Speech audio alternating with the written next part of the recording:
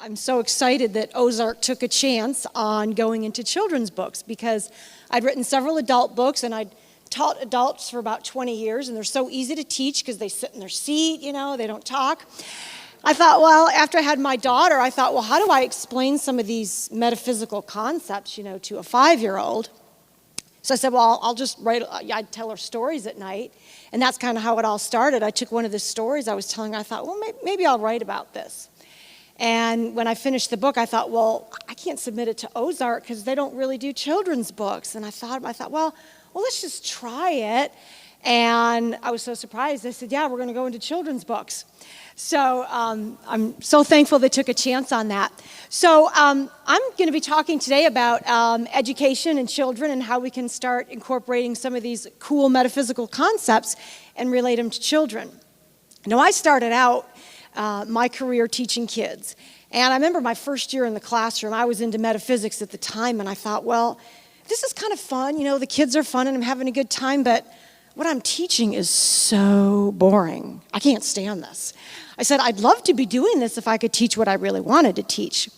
So sometimes some of the kids in the class would ask me some things. I thought, well, how far do I go with this? And so I said some things to some kids about dreams one day, and I remember they came back to me the next day and they said, well, we told our parents what you said, and my mom said she thinks you're a witch. I thought, oh God, I'm going to get fired. So I kind of kept my mouth shut after that. Basically, in public schools, you kind of have to watch what you say. So I'm on the path to creating a new type of education, which is transcendent education, which we believe is the new paradigm in self-awareness-based education. So self-awareness is the term we're using because sometimes if you say spirituality, people might think, well, is that a religious school? So self-awareness, who can say that self-awareness is something woo-woo or something like that? So what I love to start with is, do you follow the herd? Public education and society in general is so focused on following the herd, Can we find ourselves in that flock of sheep? Or maybe in the beginning we were in that flock of sheep and we just started following everybody else until a lot of times in our 20s, 30s, 40s, we kind of wake up and say, well, I don't really need to follow this herd anymore. So wouldn't it be great if an 8-year-old or a 10-year-old said, well, wait a minute, I don't need to follow this herd anymore. I can go my own path. And that's what's really exciting about transcendent education is it's taking these sheep and showing them, you don't have to be part of this flock if you don't want to. So one of the astrologers that I love reading about is Jeff Green, and he introduced me to this theory that he learned from ancient India. And it really helped me understand how I felt most of my life, because he said that at any given time in evolution, you are going to find souls or people at different levels of consciousness, awareness, or spiritual evolution. And the first state that he talks about 2 to 3% of the population at any given time is going to be in that really low evolved state. Very low level of self-awareness. It may be their first incarnation.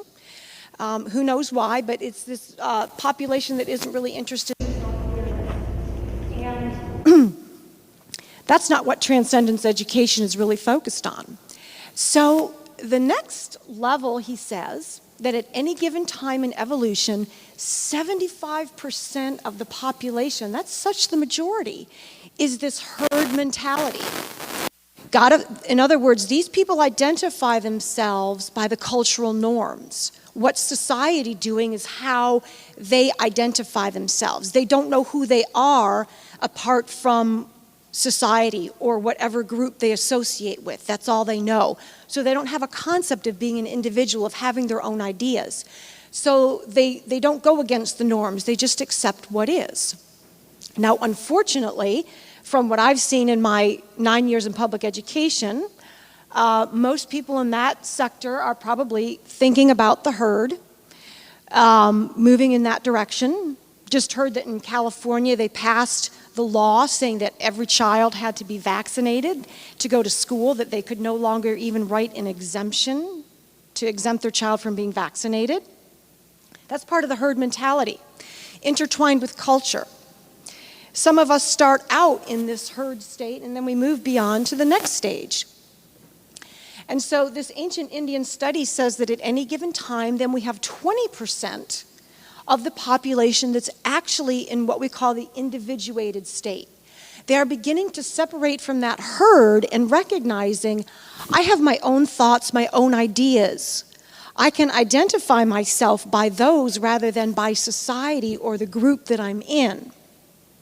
And this is such an exciting state to be in, because at this state, we want to know the answers. We're in that Aquarian age of wanting to know. So who am I? What are my beliefs?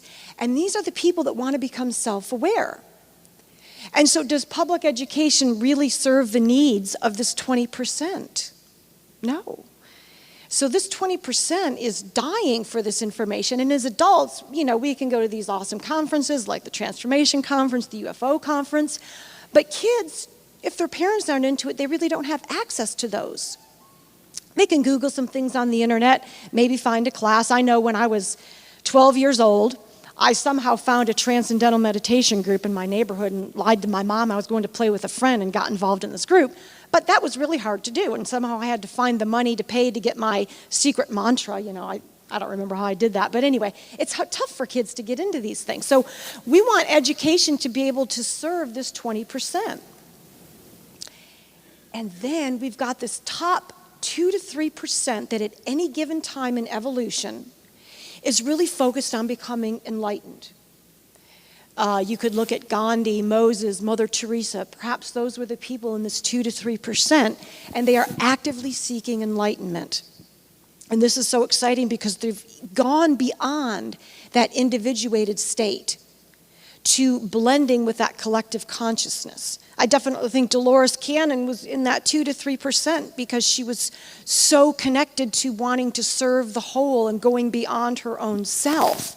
And so wouldn't it be exciting if we had a type of education that could lead kids through the individuated state to the spiritual state, where serving others and evolving beyond the physical plane was the goal, as opposed to just getting an 80% on your spelling test. Now that would be true progress in education, in my opinion. So if we really look at what does education mean, the word educate is a Latin word, and it actually means to draw forth. So we all are these amazing, unique individuals with many past lives, perhaps hundreds, lives in other planets. And so we have a wealth of information inside of us already. And what we're here to do is learn, how do we draw that out of ourselves?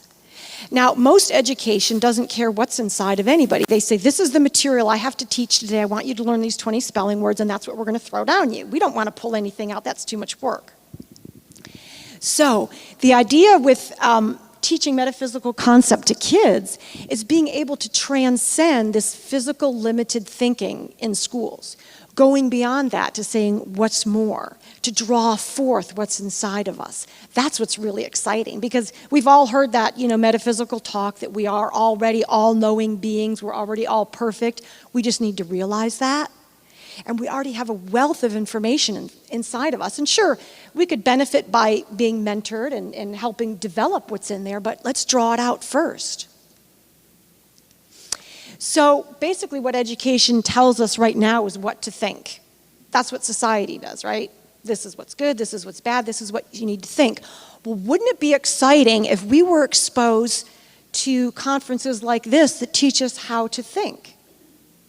It's like, well, what do you mean, how to think? Well, I think with my brain. Kids don't even know what that means. Sometimes I even wonder that. Well, what does that mean, how to think? Okay?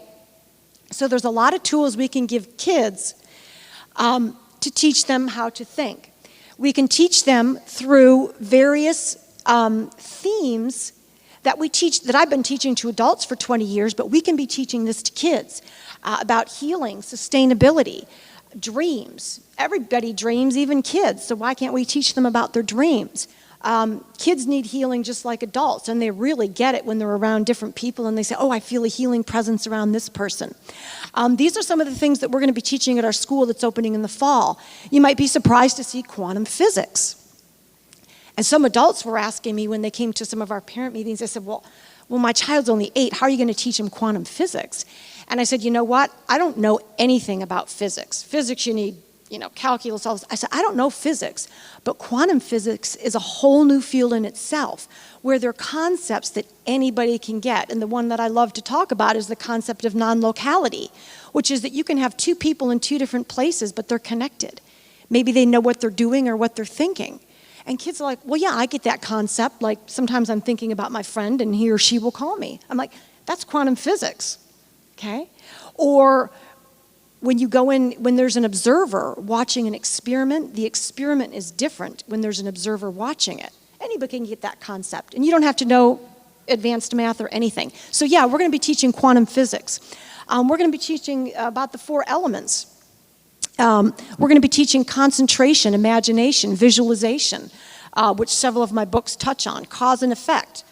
How do we teach discipline to kids? Do we put them in timeout, or do we say, well, you know what? There's this really cool universal law called karma. And like the Boomerang song, whatever you put out there is going to come back to you. So if you go hit Billy, guess what? Something unpleasant might happen to you. And they're like, really? Yeah. So we don't have to worry about doing it. We'll just say, the universe is going to put something into effect. So all these cool things we can teach kids, going beyond the basics. So one of the things I love teaching kids about is dreams. So my daughter would have nightmares like most kids, and she'd come running in our bedroom in the morning and be like, oh my God, I had this scary dream. And, we'd start getting all metaphysical and saying, well, it really means that you're subconscious. And she'd be like, what are you talking about? So I had this idea to create this quirky man, the dream doctor, who was really knowledgeable and fun, and he could teach kids about dreams. So it's a wonderful way to introduce the concept of dreams to kids. Now, one of the things about nightmares, which all kids experience, even adults, I just had one a couple nights ago, and the big thing about nightmares is about control. Who's in control? So the idea of the nightmare where this big monster is coming after the child is because the child, in some way, is feeling that he or she is a victim. Oh, everything is happening to me. I have no control over this monster in the dream. Oh, I'm just, help me, okay? And as adults, of course, we can feel like that at times too. So the big thing for kids is, they're living in an adult world where adults are telling them what to do. They got the teacher telling them what to do all day. They come home, their parents tell them what to do. So obviously, they start to feel powerless, out of control. So the big solution to that is, and especially in school, is giving kids more choices. All right? Say, okay, I'm not just going to dictate what we do today in class. We're going to have a choice about what projects we're going to work on or what we're going to do. And then kids are, oh, wow, I get to choose. And then when they start seeing they're powerful, the nightmares go away. Okay? Another common dream is, oh my God, I dreamt I'm flunking in school. And even though, how many of you as adults have ever dreamt you're back in college, you're lost, you flunked the class, It's a pretty scary dream. So in a dream, we teach kids that going to school is basically how you are causing your own learning and growth, how you're progressing with your goals. And so as adults or as kids, if we dream about flunking in school, we're basically thinking like we're not prepared. Okay, we're not prepared for life. And so usually it's just our own insecurities, because most of us, we have it all inside of us already. We just have to get beyond the fears. And that's what we need to tell kids. All this test anxiety that we create in them, it's no wonder they have dreams like this and the monster dreams, because testing can go on now for 3 weeks at a time for kids. Okay, lost my teeth. So it's so fun in school because, when you have kids like, oh, I lost a tooth, I got a wiggly tooth. It's so exciting. But when you dream about it and you think you're going to be toothless at age 10, it's horrifying. Or at 30 or however old. A lot of us have had this dream. Now, I love this because I had just taken on a new teaching assignment at this school. And the vice principal knew I was kind of into this stuff because somebody told her. So she was the new vice principal that year, and she pulled me aside. She said, well, I've got this reoccurring dream. It's really bothering me. Can you help me with it?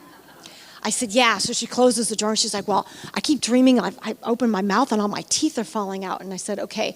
I said, so you're new at this vice principal position. You used to be a teacher. I said, you're learning a million new things a day, right? And she said, yeah. And I said, well, are you feeling a little bit overwhelmed? She's like, yeah. I said, do you feel like you're learning a lot, but you feel like it's just going out the other ear? She's like, yeah, I'm so, I said, yeah.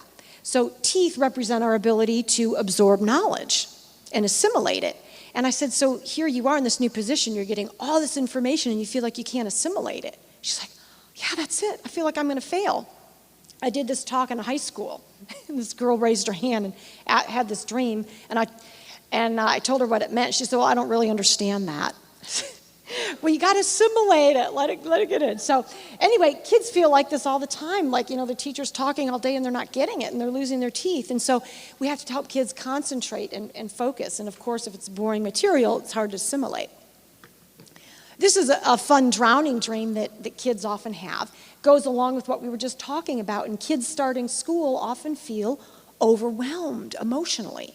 So water represents our emotional life experiences. And so drowning indicates, oh my gosh, I'm completely overwhelmed.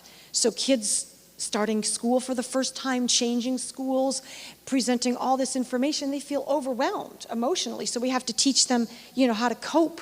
And part of it's changing the entire education system, just a minor detail. Okay, so another way we can empower kids, as well as ourselves, is with visualization. And that's the second book that I wrote, which is called The Big Desire.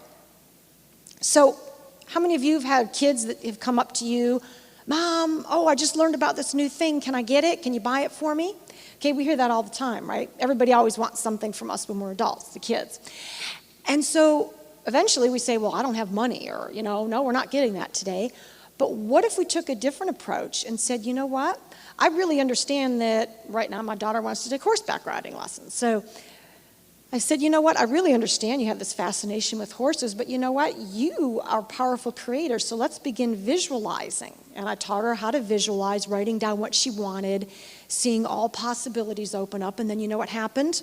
Her best friend that lives 2 doors down said, hey, Jewel, I'm going to horseback riding lessons, do you want to come with me? So she gets to go with her friend now, like every other week to her lessons. I said, see, I didn't even have to pay for those lessons. So that worked out for me really nicely. So this is the Big Desire book, and it's a fun story about this girl. She moves into a new neighborhood, and the big thing is all the kids in the neighborhood have bikes. That's their form of enjoyment. They all get to go bike riding. Well, her family just moved, and she outgrew her bike before she moved, and her parents blew all the money on the move, and so they said, you know what, we can't buy you a new bike, I'm sorry.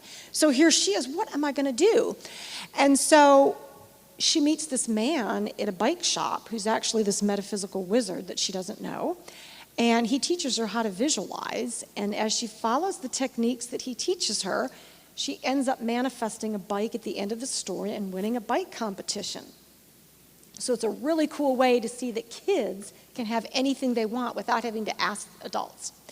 So visualization, I always thought it was amazing. I would try to go into public schools and say, I'd love to give a lecture to your teachers on visualization. They could teach kids how to visualize, and it could help them get better test grades and so forth. And they said, oh, we really don't teach that. I said, well, wait a minute. Your athletes out there on the field have been learning visualization from their coaches for years. All the pro golfers have all these great quotes about they don't take a shot until they visualize it first in their mind. I said, it's that simple, and we can't really teach that in the classroom. So it's a definite place to teach it. So visualization really equals power. And that's one of the basic needs that people have, is to feel powerful. And when kids feel powerful, I should say problems don't arise. So visualization really shows that we can be powerful creators. So we want to teach that to them. So how many of you have heard of Indigo children?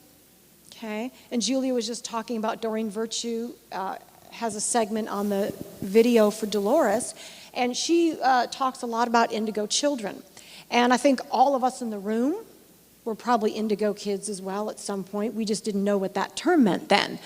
But Indigos are these really cool kids that are just totally tired of the public school system. They all have this sense of mission, like I'm here to do something really big. They want to be authentic, and they feel different. Okay, all growing up my whole life, I felt really weird, and that's how a lot of these Indigo kids feel, especially if they don't have a place to share. Now, as adults, we can come to conferences like this and share, but I guarantee you, when kids start talking about the third dimension to their classmates, they're like, what are you on? We report you to the principal. One of my friends' children started talking about the third dimension to her friends and soon found out she didn't have any more. A lot of them see through lies. Okay, they can see through that, and they know that a lot of the stuff in school is a bunch of lies, which is why they're not really caring about what they're being taught. They're really down here to break down structures, which is so exciting because if the structure isn't working, it's going to disintegrate eventually. So one way we can approach these indigos is giving them an education system that works. A lot of these indigos are being labeled as ADD, ADHD. A lot of the great famous people of the past, from Einstein to Mozart, probably would have been ADD and put on Ritalin and dumbed down their whole life. But it's just that they're able to focus on so many different things, and they're so creative, and the education system doesn't really serve them.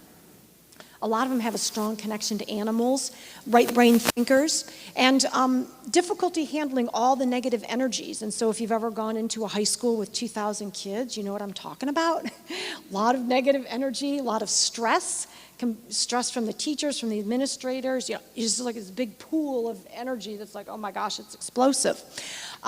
Difficulty with food sensitivities, environmental issues. And so they really need a specialized environment with healthy foods, with hopefully healthy thoughts, powerful thinkers that think outside the box.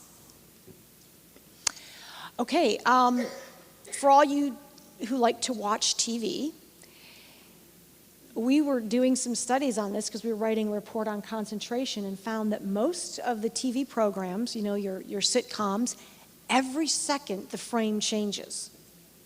That is mind-blowing. It's like an assault on the senses. At least for me, because I like those, slow movies where you can really get into them, not these fast action-packed movies. It's just like, I can't even watch them. But kids today grew up on this, so that's what's normal to them. And so if you put on a movie made in like 1970, they'll be like, oh, this is so slow or boring, And that's part of the problem, is that they're so used to all this fast-paced stuff. So what's the cure? Well, hopefully shutting off the TV sometimes, or finding good shows like Spiritual Cinema Circle offers and other ones. Meditation, yoga, and some of you might be surprised to see knitting up there. So I met with the superintendent of a school district last year, and I was presenting some of these ideas to him, and he said, knitting? And I said, yeah. I said, you know what? When kids knit, they actually have to focus. They have to count the stitches. They have to do tracking. And, that was an old art that, all the women used to learn, and they build concentration. And today, most kids, wouldn't know what to do with a needle and yarn. So anyway, it's just a cool activity for kids to do. So how many of you ever get test anxiety? Okay, I know I used to. Don't like them. And kids do too. Most kids don't like tests, and if you have kids in the public school system, now it's become absolutely test crazy. They get assessed in the beginning of the year, in the middle of the year, and the end of the year. And I don't mean one day, I'm talking like 3-week spans of time. Now, in one school I taught at last year, they actually have test police that come to the school to make sure that the teachers are administering it correctly, and one wrong word or error not following the script can get you fired. So it creates a little bit of anxiety in the teachers as well. So anyway, our idea is to assess students through what we call demonstrations. So let them show us what they learned through doing projects of their choice, and then it becomes something fun, like, hey, look what I learned. Kids love doing that kind of stuff. So we love the idea of doing project-based education. And so that's the idea that kids get to do projects. So when kids are involved in a project, first of all, they get more independence, more freedom. They don't have the teacher always telling them what to do. They can work alone or in groups, and they get to be creative. So we've already started, thinking up all these cool projects kids could do. One of them is we have some friends that have property, and they're going to have the kids build some straw bale homes on the property, or start with some miniature things. And they're going to get to build it from scratch. So they have to use math, okay, you got to measure how big it's going to be. There's going to be science involved about, why straw bale homes and all this cool stuff. How is it sustainable? And then with dreams, we're going to get kids doing dream journals. Maybe they'll make a project and talk about dreams. Now, I don't know how many of you have heard of Waldorf education. So Rudolf Steiner was this awesome metaphysician, and he talked about reincarnation, back then, and all these great concepts that we're learning about now. And so he started some education. And he has quotes about dreams and all these cool things. I actually start my book with a quote from Rudolf Steiner. So I thought, well, I'll go to a Waldorf school and see, they'd probably love a talk on dreams. So I said, I got this cool book on dreams. I'd love to talk to your kids on dreams. And it kind of took a while to get back to me. And they said, well, you know, dreams really isn't in our curriculum. I said, really? You aware that Rudolf Steiner talked about him in his books? So it's really kind of interesting how they're so afraid to put this stuff in schools, you know. But anyway, so we're going to do dream books and talk about famous people like Rudolf Steiner that thought about the dream world and said, you know what, is the dream world this world or when you go to sleep? So themes based on metaphysical concepts in schools really help us go beyond the physical perspective and get into topics like reincarnation. And the cool thing about this whole idea of transcendent education is we can get away with doing that because what we tell parents is we're not going to tell kids that this is the only way or this is the ultimate truth. We're going to expose them, and you know what? Because we're going to help kids tune into their inner guidance, we're going to let them decide what they want to explore. So I'm sure this weekend you might hear some concepts that are like, oh, that's totally cool, and I don't know about that. But because we have the inner guidance, our intuition, our subconscious is going to guide us to those people this weekend, to those topics that we most need to learn about.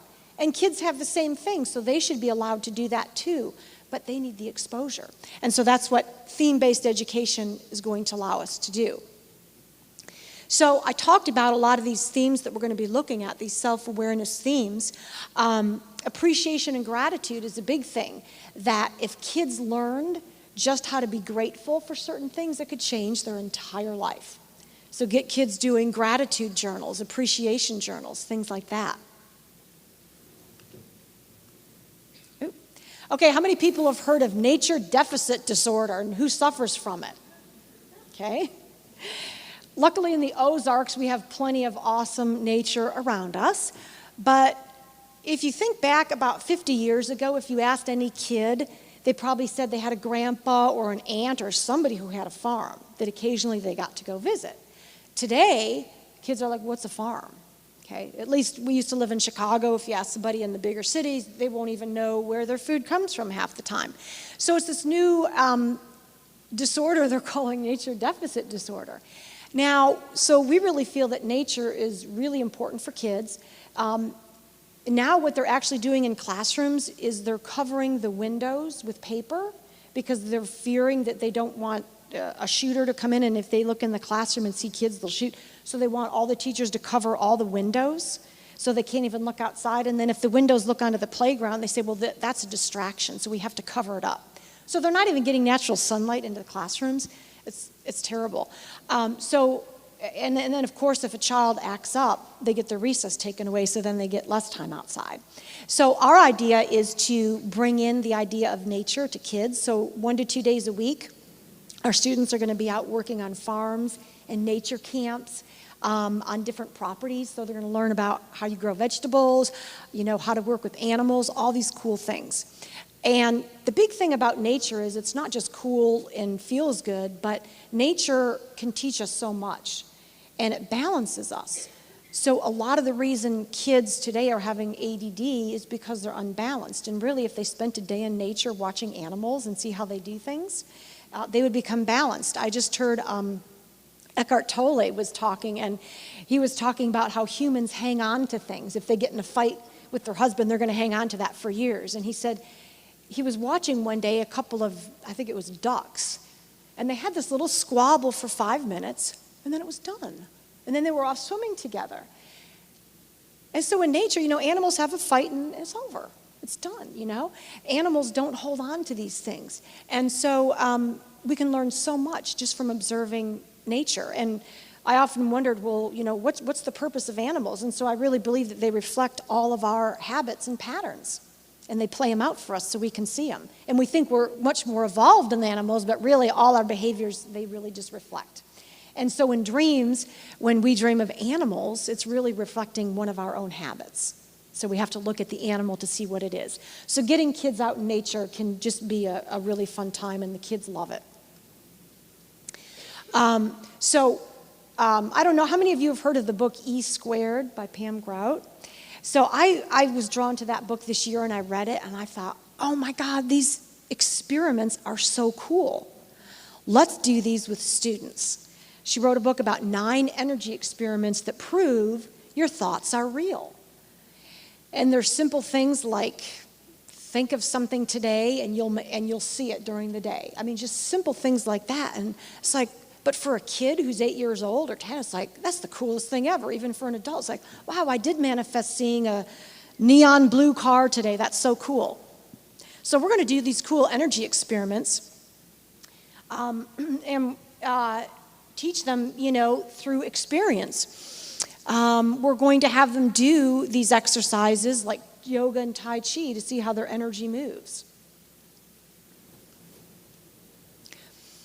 Okay, so how many of you, let's go back in time to when we were sitting in class and we got in trouble.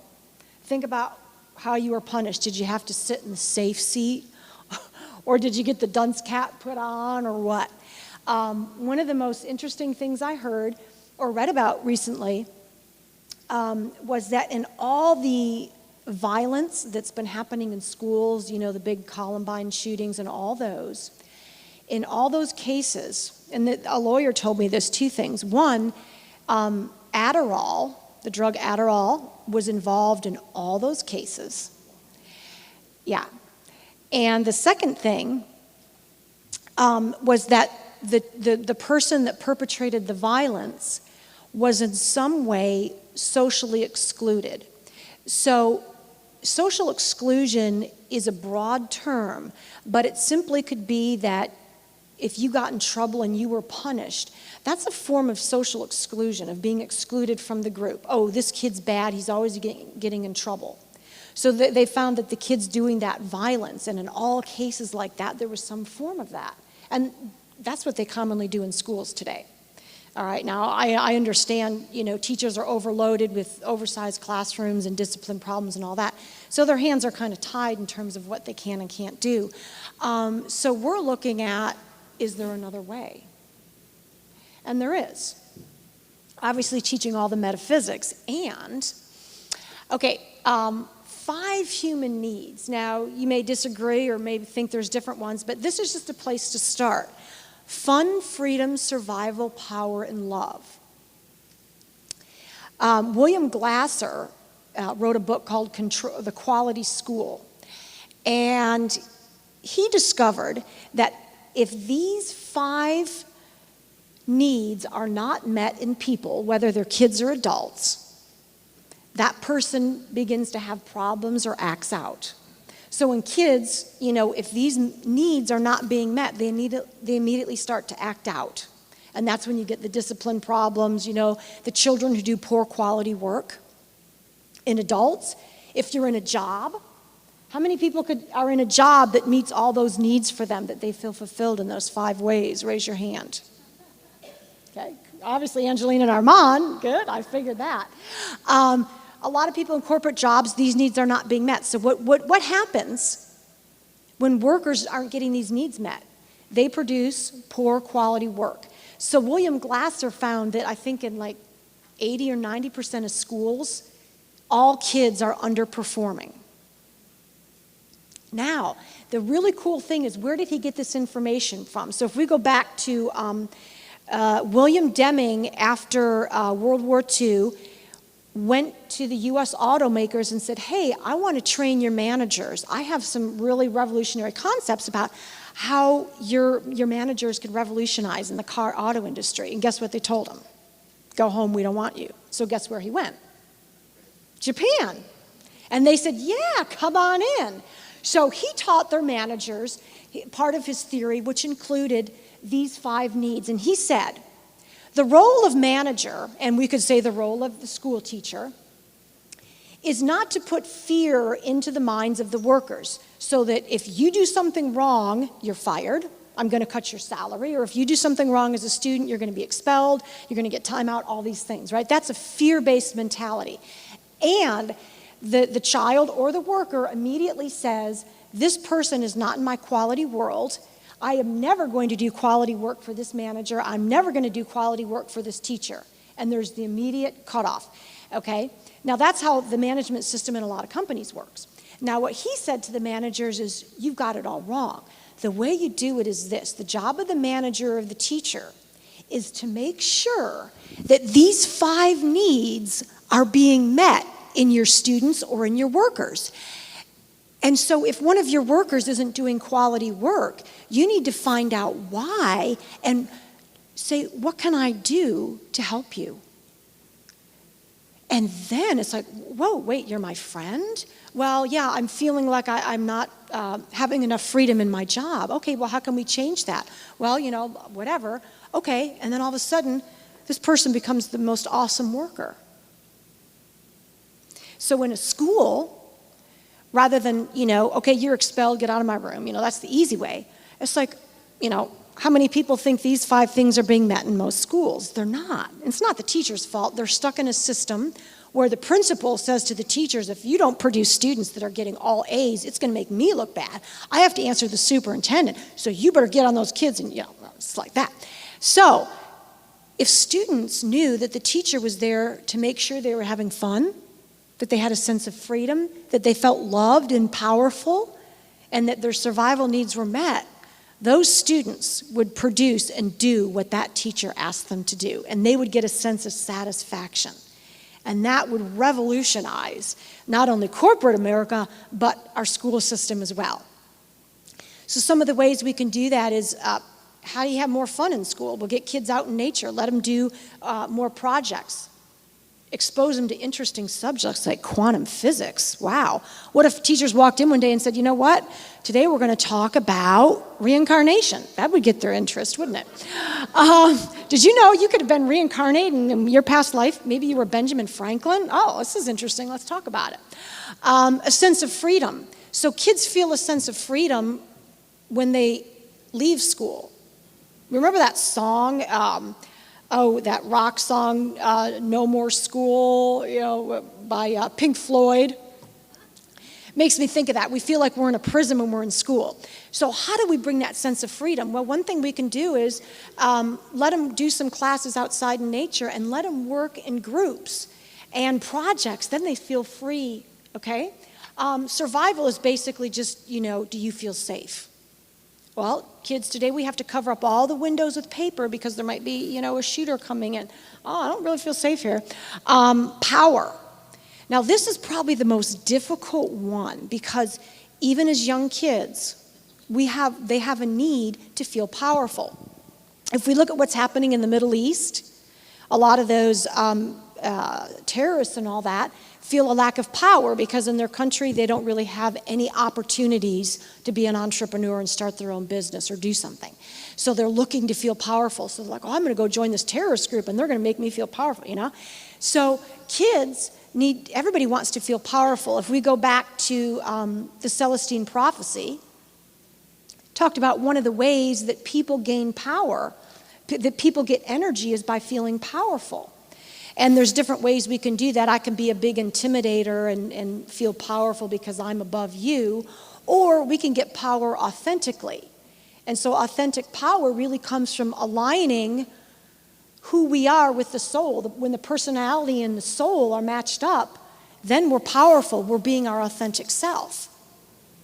So Dolores Cannon was her authentic self. She was like, you know what, I believe in aliens and other worlds, and I'm going to be authentic.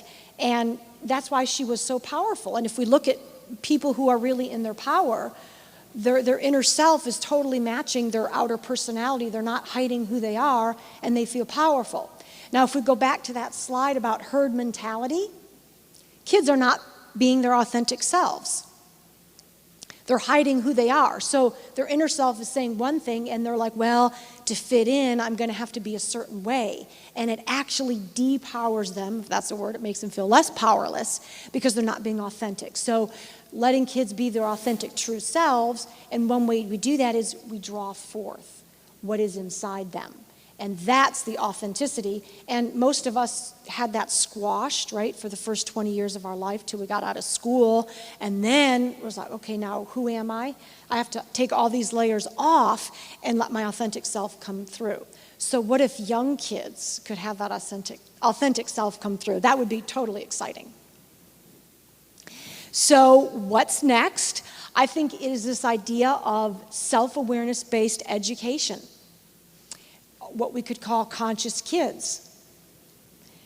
And then we'd be having a transformation conference, and I'd look out in the audience and I'd see 10-year-olds and 18-year-olds and 15-year-olds, and that would be totally exciting. So does anybody have any questions about the Dream Doctor, the Big Desire, or anything about education that I didn't cover? Yes? The age appropriateness of your books. The Dream Doctor, I think, he asked about the age appropriateness of the book. So the Dream Doctor, pretty much starting, I think, about 8 years old is good. The Big Desire, I think that book could be read to somebody. I think the Big Desire for age appropriateness would really be 5 or 6 years old, because 5-year-olds want stuff. Actually, babies want stuff. That's why they cry all the time. But that book would be definitely 5. You kind of have to experiment, but I think if the adult understands the concepts and they read it and talk to them about it, definitely. Question? Anything else? Yes? Oh, girl, you're talking to me. I'm an aide in a special ed classroom, and I've been in every grade from kindergarten or pre-K up to 6th grade, and I see a lot of what you're saying, and I have tried to, in my own way, implement some things and make a difference to these kids. And the ones I seem to attract are the marginalized ones. They're the ones I'm drawn to and are drawn to me. What can I do for them? When they're like a Sheldon.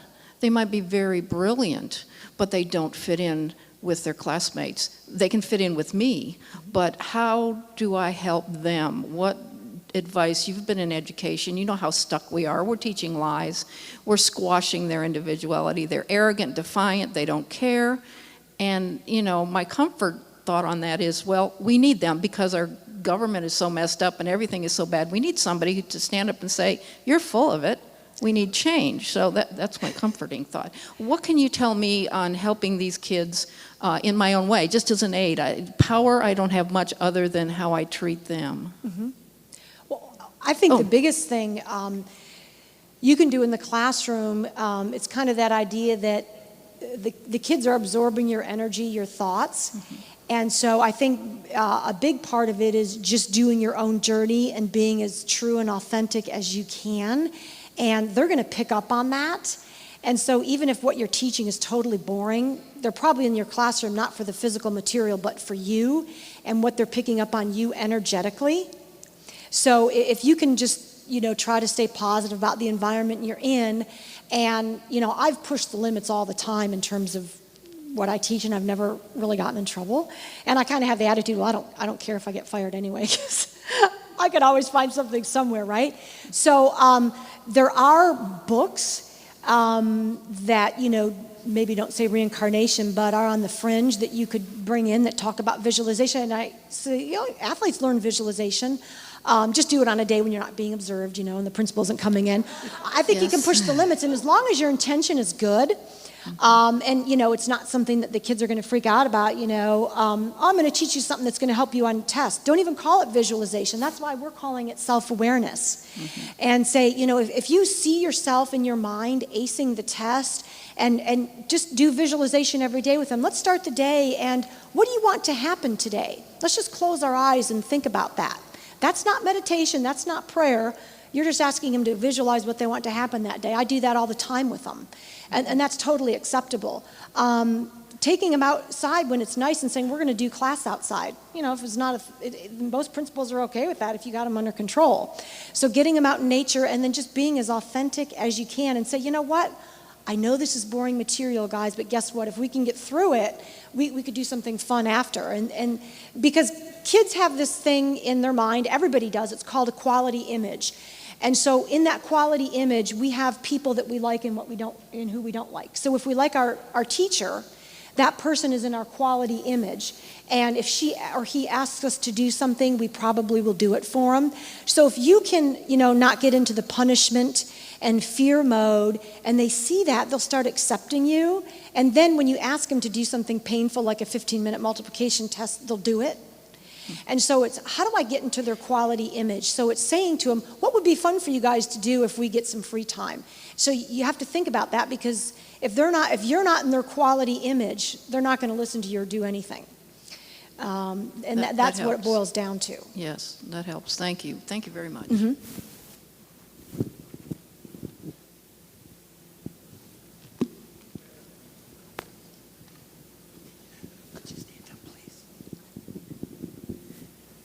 So I've been looking into getting the homeschooling curriculum for the Waldorf education. Do you have any kind of homeschooling?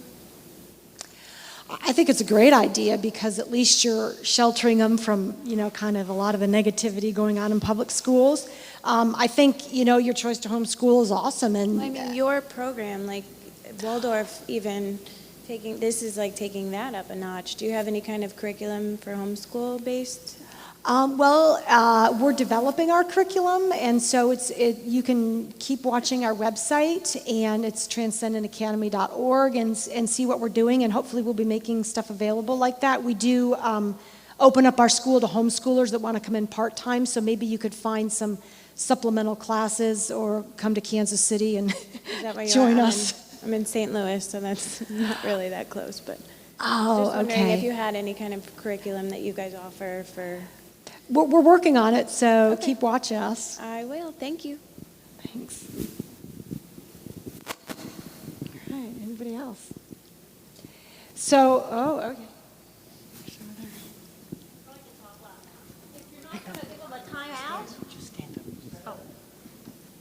If you're not going to put a child in timeout for a punishment, how do you change their behavior then in a positive way? Well, first of all, it's going back where you really have to set the environment. If you're fulfilling those 5 human needs, that erases like probably 99% of your problems, because that's why problems arise. So you kind of have to reorient your entire classroom to, how can we meet these needs of these kids, those 5 needs. And then if things do arise, it's a point of self-awareness. Just like as an adult, our emotions are our temperature or our barometer to say, you know what, something's not right here. I'm angry about something. And so instead of telling that kid it's wrong to be angry, it's like, oh, this is really cool. We got some energy here to work with. Let's use this as a point of self-awareness and discuss, well, what's at the root of that anger, or what is it that you really want, why you're needing to speak out all the time, or why are you hitting that kid? And use it as a point of self-awareness. That's what we do, is we say, well, there's something going on beneath that. And even as adults, sometimes we act out, right? And we're like, well, why am I doing that? And it's just, oh, why am I angry? And we analyze it as adults. We know how to do that. So it's taking them through a process. And you might have to pull them aside to do that. But they'll all of a sudden be like, wow, because they want attention, but they only get the negative attention. So, let's explore this and see what could be at the root of it. And then they all of a sudden like, wow, this person now is going to be in my quality image because he or she really cares to help me figure out why I'm having this emotion.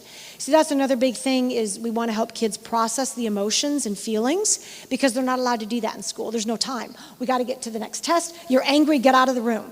And it has gone unprocessed. And so in Dianetics, which is an interesting study, they talk about whenever something happens to you in your life that you don't understand, you get stuck there and you can't move forward. Okay? So if something happened, that's why they say some adults are like 12 years old emotionally. If something happened to you that you don't understand, you get stuck there until you can learn it or move through it. So for kids, if they have something happen and they just get sent out because of it, they haven't had time to process, they're stuck and they can't move forward from it. So we have to help them, process that. And, sit with them and try to work through it. And it'll be a new process, and it's not going to be easy, but, a little bit of attention to work through it, I bet they'll get it.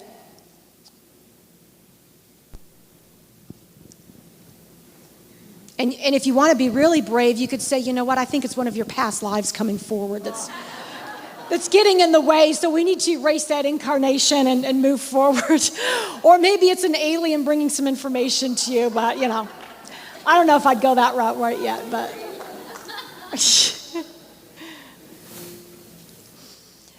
Anybody else?